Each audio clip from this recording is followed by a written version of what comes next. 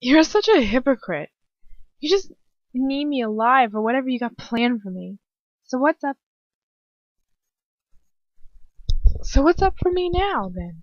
More torture? More pain? More humiliation? There's a long silence spread out between us. His face remains completely unreadable. We do have further plans for you, he says eventually. I'm not going to deny it. Plans that require you alive and well. So come. He steps back from me and goes to the door that leads to the balcony, shutting it and locking it with his wand. I shall return you to your room, and I don't want to hear any more suicidal nonsense from you. I don't want to go back there, I said quietly, and I can't stop my voice from cracking. He'll come back, I know it. He looks at me very intently. The look in his eyes, something that I don't recognize at all. He mutters under his breath. He turns away from me for a moment, leaning against the wall, with his back to me. I wish I could know what he's thinking. Right at this moment, I have no idea what to think about him. I stunned him before I came after you, he says, his back to me. If you come back with me now, I'll get rid of him for you before he can wake up, and I shall personally ensure that he doesn't come back to you again. I swallow sharply. He stunned him? He stunned his friend? His fellow Death Eater? Come. He turns back to me, his face devoid of expression. He grips me by the shoulders, pushing me roughly in front of him down the corridor. We walk back to my room, and find Dolohov sprawled across the ground, his eyes closed and his face expressionless. I might almost think that he was dead, if I couldn't see his face, his chest rise and fall as he breathes. I wish that he were dead. I hope that the sick bastard dies in the most horrible, unimaginable way possible. No. I won't wish for that. I won't be like them. But how can I not be? They've brutalized me, quite honestly. I could kill Dolohov slowly and painfully with my bare hands right now, and I wouldn't think twice about it. Lucius crouches over him, checks his pulse, and pulls one of his eyelids up and looks in his eyes. The light of his and pulls one of his eyelids up and looks into his eyes by the light of his illuminated wand. He's knocked cold.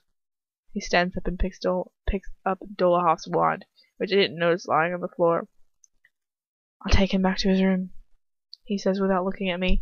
He will not bother you again. I shall make sure of it. Thank you. Why don't I just say that?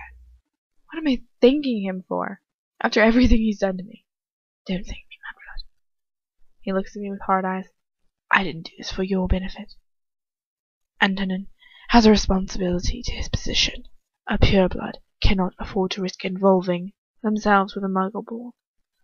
Who knows what kind of offspring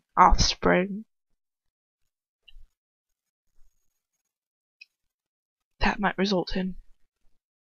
I feel sick. He might have saved me from Dolohov, but it wasn't anything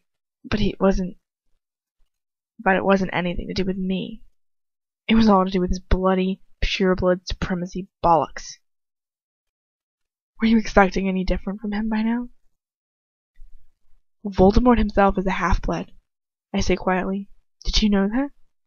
He raises his wand, the same old magic slap stings my cheek, and it's still the same old Lucius. He cares nothing for me. Nothing at all. I might as well be shit on a shoe for all he cares for me. Do not disrespect your master with that filthy lie, he says quietly. Okay, Voldemort himself says he's a half-blood. The fuck are you talking about, dude? He's like, I'm a half-blood. My disgusting muggle father, Tom Riddle. That's why I don't go by that name. Anyone read the books? Anyone watch the movies? Hello? If it's in the movies, oh my god, then it must be very, very prominent. Just saying. The voice his voice pulsing with anger. "It is nothing but a ridiculous propaganda spread about by Dumbledore. You might be foolish enough to believe it, but I like to believe that you're not foolish enough to repeat it." I thin my lips out, and I take a deep breath. I'm going to try to get through to that one bit of humanity I saw him in earlier this evening.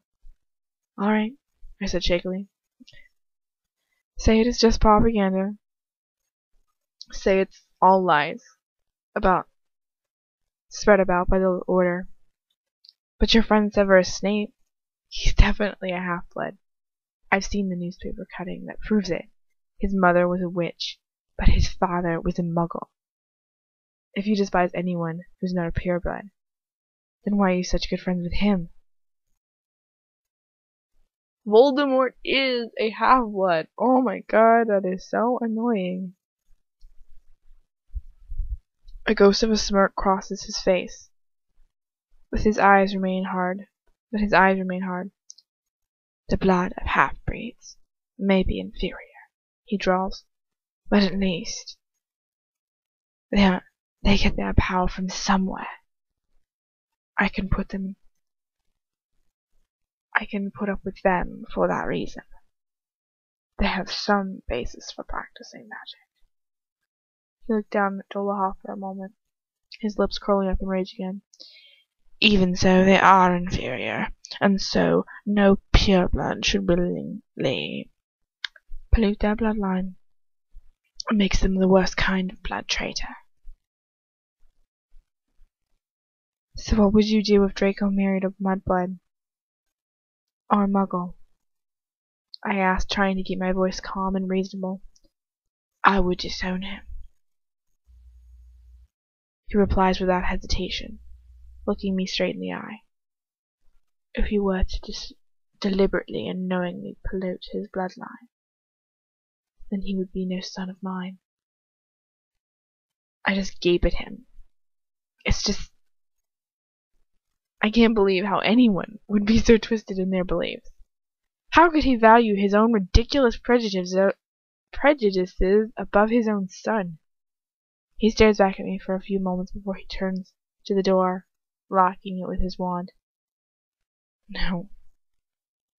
I automatically hug my arms around my chest, but he doesn't even look at me.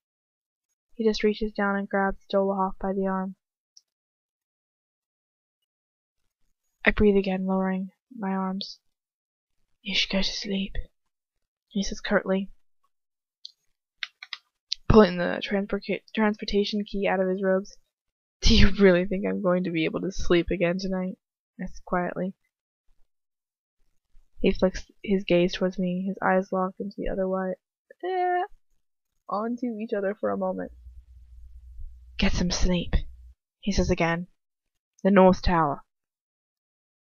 The key glows bright red, and both men disappear, leaving me alone in the pitch black of my room.